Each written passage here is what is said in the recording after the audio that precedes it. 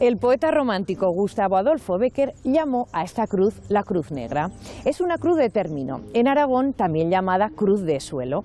En el medievo este tipo de elementos señalaban al visitante que se encontraba ante un lugar sagrado. Y esta Cruz Negra anuncia uno de los monasterios cistercienses más bellos y mejor conservados de Aragón. Hoy, en Reino y Corona, os invitamos a conocer el monasterio de Santa María de Veruela. Bienvenidos.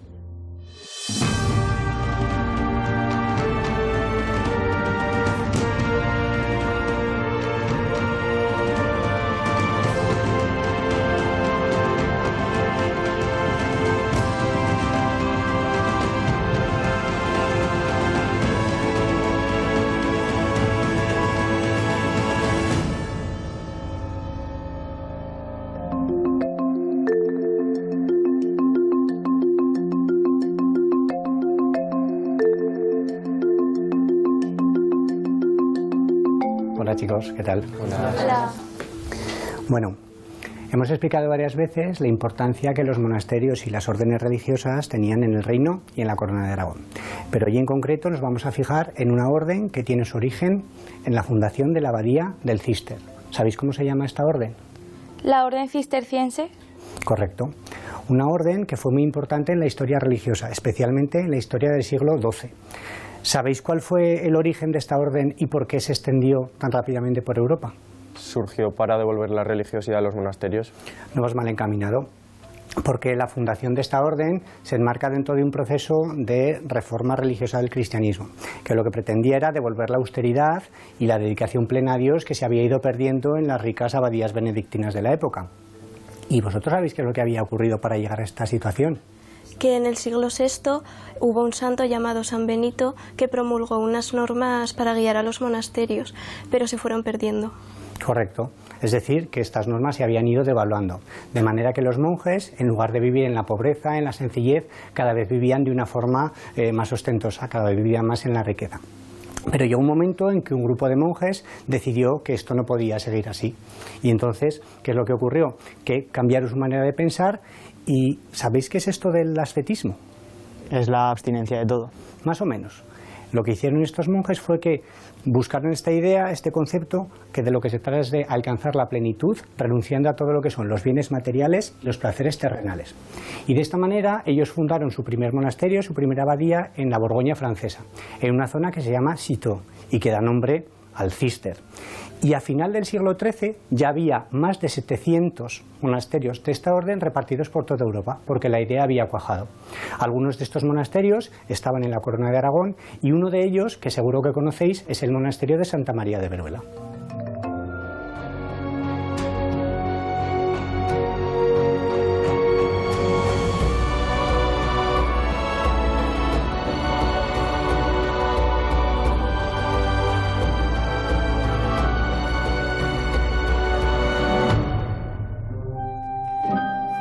El monasterio de Veruela se sitúa próximo a la localidad de Vera del Moncayo, en un pequeño valle formado por el río Huecha en el Parque Natural de la Dehesa del Moncayo.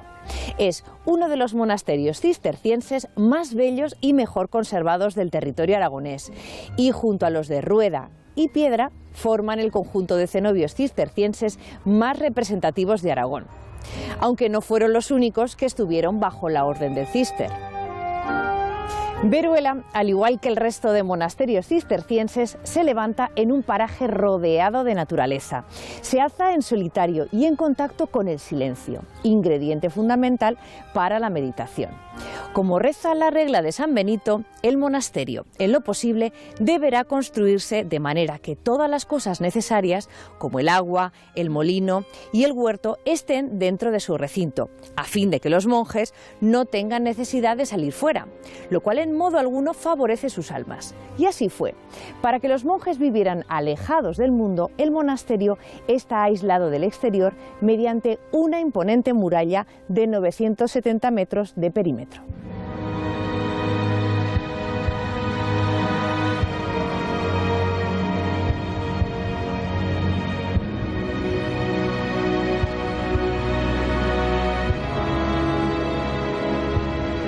El monasterio tiene dos puertas de acceso, una grande para carruajes y otra menor para viandantes. Bajo este torreón, que daba acceso al recinto, vivía el portero. Tenía que ser un monje viejo y prudente que supiera coger los recados y dar las respuestas, y que por su edad no gustase de andar de un lado para otro. La portería también albergaba una pequeña capilla y la celda del portero, que pasaba toda la jornada aquí para atender al forastero. Además, por si acaso, vigilando la entrada, hay una imagen pétrea del cisterciense más célebre, San Bernardo, a quien la orden le debe el notable impulso que conoció en la primera mitad del siglo XII. El monasterio de Veruela es la primera fundación que la Orden del Císter establece en la Corona de Aragón. La Orden del Císter pretende difundir nuevos valores de pobreza y humildad que se reflejan en su construcción y sufre una rápida expansión en la segunda mitad del siglo XII, ligada fundamentalmente a la repoblación del territorio tras la Reconquista cristiana. Veruela tiene un papel fundamental en la repoblación de esta comarca tras la reconquista de Tarazona en 1118. Fundado en 1145, su construcción se alarga a 200 años. A lo largo de 700 años, el edificio sufre importantes transformaciones, siempre bajo la presencia cisterciense, y queda definitivamente abandonado en 1835 con la desamortización de Mendizábal. Una junta de conservación formada por gentes de Tarazona y Borja frenan su ruina, convirtiendo el edificio en una hospedería en la que se alojaban personajes ilustres, entre los más conocidos los hermanos Becker. Entre 1877 y 1975 el edificio va a ser habitado por la Compañía de Jesús y en este periodo de tiempo se va a nombrar Monumento Nacional. Definitivamente en 1976 va a ser gestionado por Diputación Provincial de Zaragoza.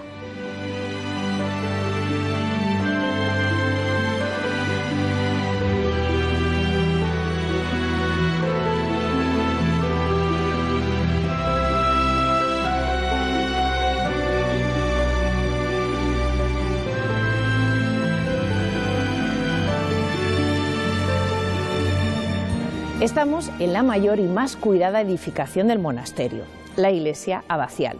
Impregnada de espíritu cisterciense, está dedicada a Santa María, algo habitual en la orden. También, de acuerdo con los principios típicos de la arquitectura cisterciense, la austeridad domina estas paredes frías y sin ornamentaciones. Esta sencillez confiere al templo un maravilloso halo de elegancia. Los monjes, atendiendo a la máxima de San Benito, ora et labora, es decir, reza y trabaja, pasaban una cuarta parte del día rezando aquí las distintas horas canónicas, desde maitines a completas. Para no perder tiempo, una escalera facilitaba el acceso desde el antiguo dormitorio a la iglesia. Fue suprimida en el siglo XVI, pero aún son visibles sus huellas.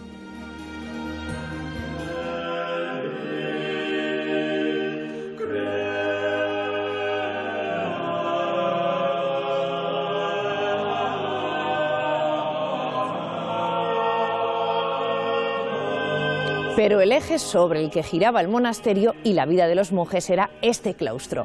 Los monjes cistercienses veían aquí el eje del universo, un lugar de oración, el cielo en la tierra, la fuente de la sabiduría y la gracia. Su forma cuadrada no es casualidad. Los monjes veían en esta figura geométrica la rotunda redondez de la perfección del espíritu, nada menos. En el claustro del monasterio de Veruela nada es meramente decorativo, todo tiene un porqué y una segunda lectura. Incluso su orientación hacia el sur fue realizada pensando en aprovechar la luz del día, en función de las tareas que los monjes debían realizar a lo largo de la jornada.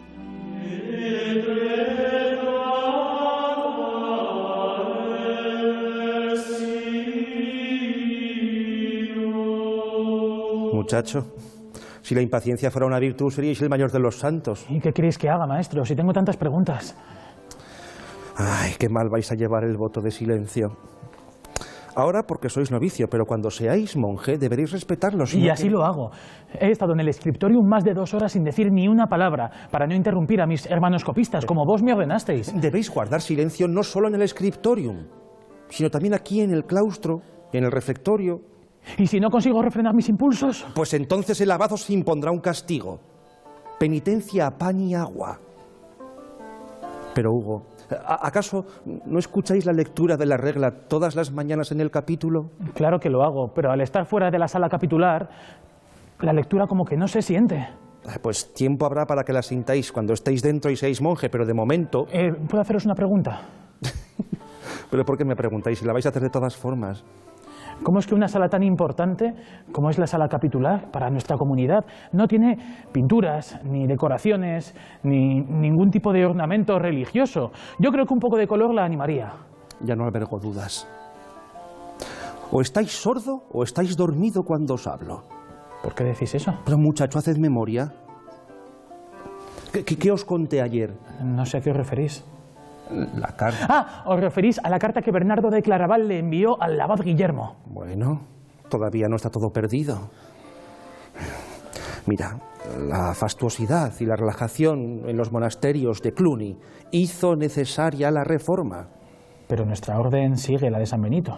Así es, pero San Bernardo, viendo la inmoderación en los monjes a la hora de beber y comer y en su forma de vestir, dispuso la sencillez en las construcciones. Todos esos monstruos ridículos que llenan las paredes de otras abadías solo producen distracciones. A la pobreza de los monjes solo puede acompañarle la soledad. Desde luego, maestro. Estos muros nos separan del mundo y de las distracciones. El claustro es un lugar para perderse en el silencio. Es como si estuviéramos en medio del desierto.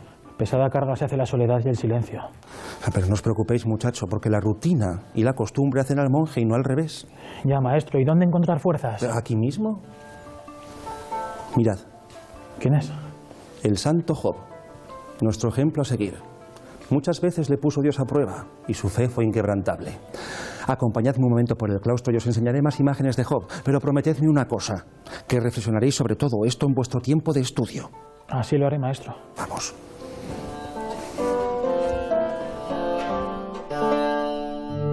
En el claustro gótico de Veruela tenemos representadas en sus ménsulas a lo largo de sus muros todas las figuras del llamado libro de Job del Antiguo Testamento.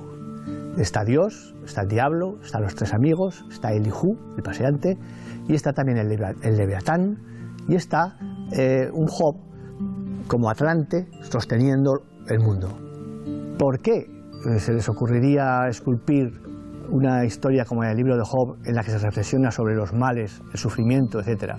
Pues porque en esa época en Europa está sucediendo por lo menos tres cosas terribles. La peste negra, que está matando a millones de ciudadanos, las invasiones mogólicas que están arrasando, y el cisma de Occidente, nada menos. En la Iglesia hay entonces tres papas, es la época de nuestro Papa Luna. Por eso tiene sentido que se les ocurriera representarlo. Y es curioso que sea el único lugar en el mundo que yo conozca en el que está representado el libro de Job así. Aunque la higuera no dé yemas y las cepas no den frutos, aunque el olivo se niegue a su tarea y los campos no den cosechas, aunque no queden ovejas en el redil y las vacas... Hugo, pero se puede saber qué murmuráis. ¿Qué susto me habéis dado, maestro? Pero, ¿qué estáis haciendo aquí a estas horas? En lo que vos me ordenasteis, estoy reflexionando sobre las Sagradas Escrituras. ¿Y no te has dado cuenta que te has quedado solo? Se me ha ido el santo al cielo. Ah, nunca mejor dicho. Habéis faltado al oficio de completas. Y al no veros me he preocupado, así que vamos a recibir la bendición del abad antes de irnos a dormir. Esperemos que no se haya dado cuenta, si no... Si no, os esperan unos días de penitencia. Hugo, debéis de ser más estrictos con las liturgias comunitarias. Lo sé, maestro, lo siento. No era mi intención. Es que es muy importante, porque estas horas del día son las que marcan las horas del estudio y las del trabajo. Y así lo hago, maestro. Todos los días, cuando llega la aurora, cruzo el pasillo de los conversos y acudo a laudes para alabar a Dios. Y después, durante las primas, estoy ahí recitando las oraciones con mis hermanos. Cuando pertenezcáis de pleno derecho en la comunidad, entraréis por la puerta de los monjes. Y después de la lectura de la regla recibiréis las faenas del día. Huerta y estudio. Y cuando terminéis las tareas, al oír la campana, acudiréis al refectorio principal. Pero antes pasaré por el lavatorio. Sí, os lavaréis y guardaréis silencio durante la comida. A no ser que me toque leer las Sagradas Escrituras. Eso es. Y después de la comida, un tiempo de descanso hasta la nona. Y después, otra vez a retomar las tareas hasta el día siguiente, las vísperas. Tanto estudio y tanto rezo, maestro. ¿Y si no estoy preparado para servir a Dios? Por cierto, ¿qué estabais murmurando cuando os he encontrado aquí solo? Al hablarme vos de Job, he recordado el Salmo de Laudes, el que recitamos los viernes. Aunque el olivo se niegue a su tarea y los campos no dan cosechas. Yo festejaré con el Señor y gozaré con mi Dios Salvador. El Señor es mi fuerza y me da piernas de gacela. Y me encamina en las alturas. Hacedme caso, muchacho. Estáis preparados. Vamos. Vamos, o si no me veré obligado a acompañaros en la penitencia del ayuno. Y ya soy mayor para semejantes castigos. Dios no lo quiera, maestro.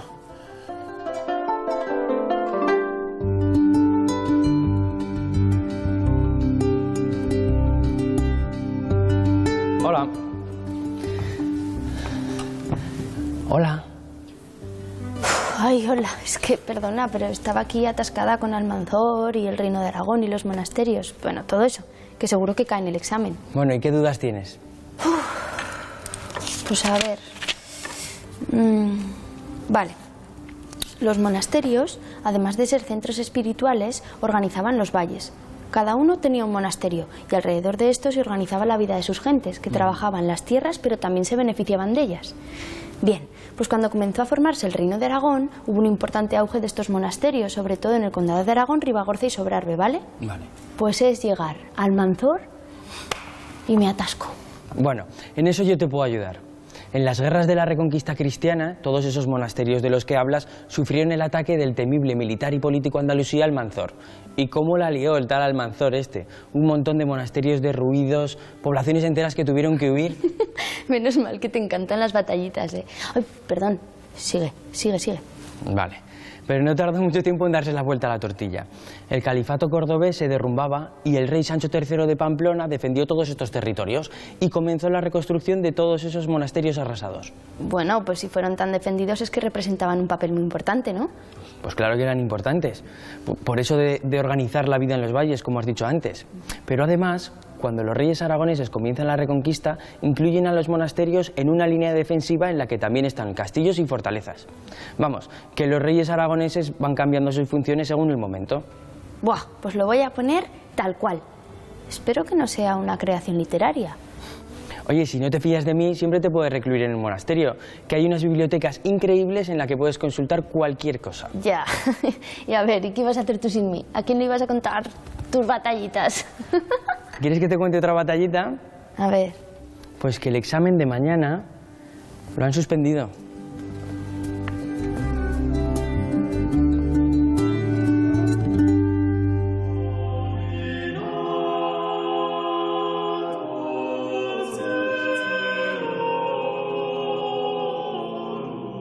San Bernardo no quería que en los claustros de los monasterios se produjeran monstruos, fantasías, despistes de la vida de oración que se pretendía. Y Veruela es un buen ejemplo. En los capiteles de su claustro hay una decoración contemplativa basada en la vegetación. Más de 24 especies que pueden encontrarse en los alrededores del monasterio. Pero lo más interesante es su disposición. Las plantas que requieren buena iluminación están donde más horas de sol hay, al norte. Y plantas como la hiedra están donde no hay casi luz, en la galería sur.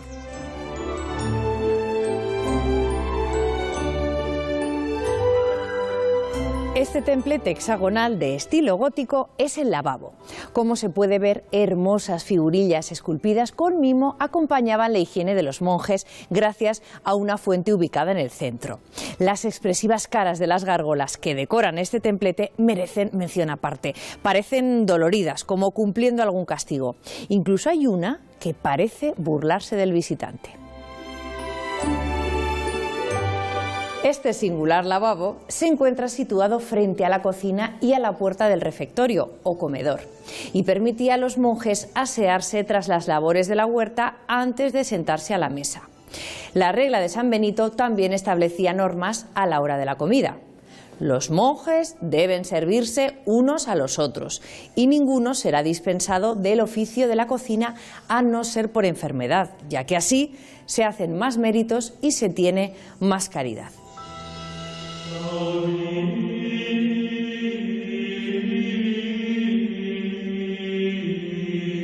¿Pero dónde estará este converso? Señor, dame paciencia con este tu hijo. ¡Esteban! Hermano prior, perdonadme. Llevo sin resuello. Ya os veo, pero ¿se puede saber dónde estabais? En el herbario, recogiendo dientes de león. ¿Dientes de león? Sí, mi prior, para el hermano Martín. Parece que hace un par de semanas sufre molestias estomacales. Si fuera menos glotón no habría de importunaros a vos. Bien decís, que muchas son las tareas que tengo que atender. Ya, bueno, ¿esto qué son? ¿Berzas para la cena? Sí, una parte, pero todas no. Las hojas más grandes son para el hermano Anselmo. ¿Para la botica? Sí, para sus vendajes y emplastos. Parece ser que anda algún hermano constipado. Para esos males lo mejor es emplasto de mostaza. No hay remedio mejor. Esteban, ¿Habéis traído lo que os encargué? Aquí lo tengo, señor. Menta y eneldo. Muy bien, pues llevadlo al cocinero y decidle que aumente el aderezo en las raciones de los novicios. Así lo haré, pero ¿no resultará demasiado condimentado? Un mal menor que con un poco de agua se calma. Además, hay que cortar el mal de raíz. ¿El mal de raíz, mi prior?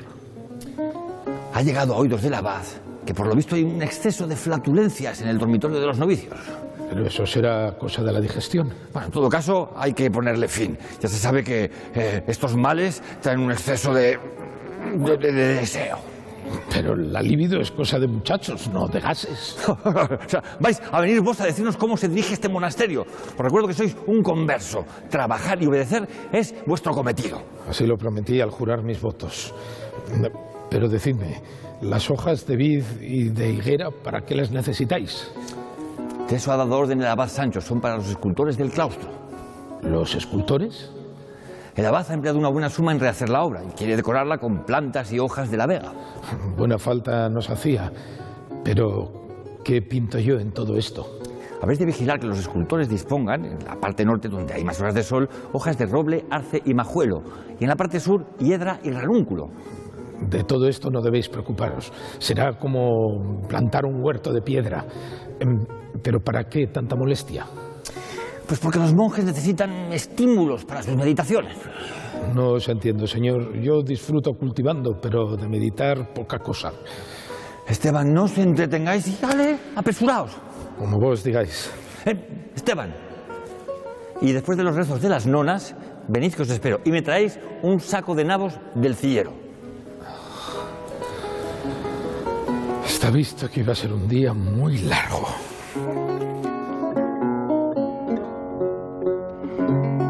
En este claustro gótico de Veruela vemos representadas hasta 24 especies vegetales. Unas son arbóreas, como la encina, el laurel, el quejigo, el granado, y otras son plantas herbóreas, como el diente de león, la sardonia, la brionia, etc. Son plantas que son generales en Europa, pero también hay alguna, como la ulmaria, que se da aquí al lado de las faldas de Moncayo, que es donde está el monasterio. La importancia de estas plantas es triple. Por un lado están las plantas de la alimentación, por otro lado las de la farmacia, y por otro lado hay una muy especial que le importa mucho al cister, que es el lúpulo para hacer la cerveza dulce. Hay otra cuestión importante, y es que estas plantas están esculpidas con tal naturalismo que las podemos identificar exactamente como las identificaríamos fuera. Y además es la organización en el espacio. Están dispuestas de tal manera que la luz les dé. Por ejemplo, la hiedra está en un lugar donde nunca le da la luz, la vid donde siempre le da la luz. Eso es una disposición como si fuera un verdadero huerto. Por eso yo le llamo el huerto de piedra. Aquí traigo vuestro saco de nabos. Tomo nota. Dejadlo ahí en el suelo. Como vos ordenéis. ¿Alguna cosa más? Sentaos un momento. ¿Cuántos sacos nos faltan? ¿Sacos de qué? ¿De garbanzos, de nabos, de trigo? ¿Qué va a ser, Esteban? ¿De nabos? Unos 25 o 30 sacos. Pues es todo lo que ha dado de sí la cosecha. No, señor. Esta es solo la recolecta de las granjas de los hermanos Diego y Juan.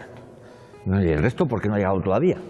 Porque todavía no hemos pasado por el resto de las granjas a recoger los sacos. ¿Y a qué esperáis? Mañana cogéis una carreta y os vais a buscarlos. Como vos digáis. Pero hacemos todo cuanto podemos, mi prior. Sin embargo, cada vez somos menos hermanos conversos. ¿Qué me queréis decir, Esteban? Pues que bien podrían echarnos una mano los monjes. Cada cual a lo suyo. Yo no domino las letras, prior, pero en las lecturas de la orden en capítulo bien escucho... ¿Qué escucháis? Que San Benito decía que la ociosidad es enemiga del alma y que por ello los hermanos deben ocupar una parte de su tiempo en el trabajo manual. Y así debe ser. ¿Dónde queréis ir a parar? Pues que bien podrían echarnos una mano los monjes y no dedicar tanto tiempo a la lectura y al paseo por el claustro. Y así lo hacen. El trabajo de los monjes se desarrolla en el escriptorio. Y si lo manda el abad, cuando da las órdenes por las mañanas, echan una mano en la huerta. Pero claro, siempre dentro de los muros del monasterio. Sin embargo, los trabajos más duros siempre nos tocan a nosotros. Y así debe ser. Como conversos corresponde trabajar y llevar las cuentas. Y cumplir nuestras oraciones canónicas. En vano sois monje y habéis hecho un voto de obediencia. Debéis saber que el abad ha dado orden de permitir el acceso a varios donatos dentro del monasterio. Bueno, al menos eso es un poco de ayuda. Pero recordad que no son de la orden. Vos sois quien debe llevar las cuentas. ¿Qué cuentas? Pero esas las lleváis vos, ¿no? Que por algo sois alcillero. ¿Pero qué cuentas va a ser, zoquete? Las cuentas de los sacos que vienen de las granjas. Ah, ¿y algo más, mi señor? Y de las lentejas. ¿Cuántos sacos nos faltan? De esos ninguno. ¿Pero qué decís? Os recuerdo que el abad don Lope ha cedido a Treudo esas tierras a los vecinos porque se hallaban muy alejadas. ¿Y los sueldos convenidos han llegado? Todavía no han llegado. Pues ahora mismo os cogéis una mula y os lleváis al hermano Delmo para cobrar lo que nos es debido. ¿Y algo más, señor? Sí, cogeros todo eso y llevároslo para la cena. Como vos digáis.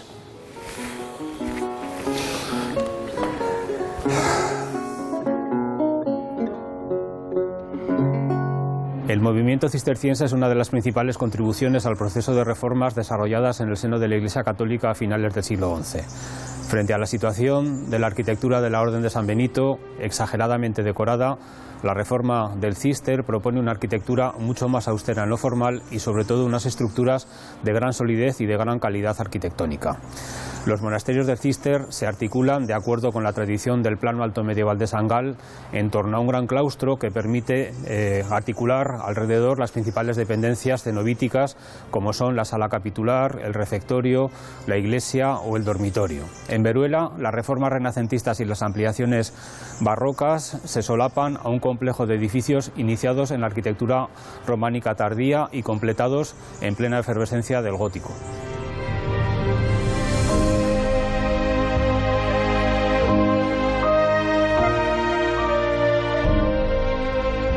Plantas, hojas, tallos, animales mitológicos, personajes bíblicos, bellas imágenes esculpidas en piedra e impregnadas de simbolismo religioso han sobrevivido a los siglos y al hombre, llevando a través del tiempo el mensaje con el que fueron creadas.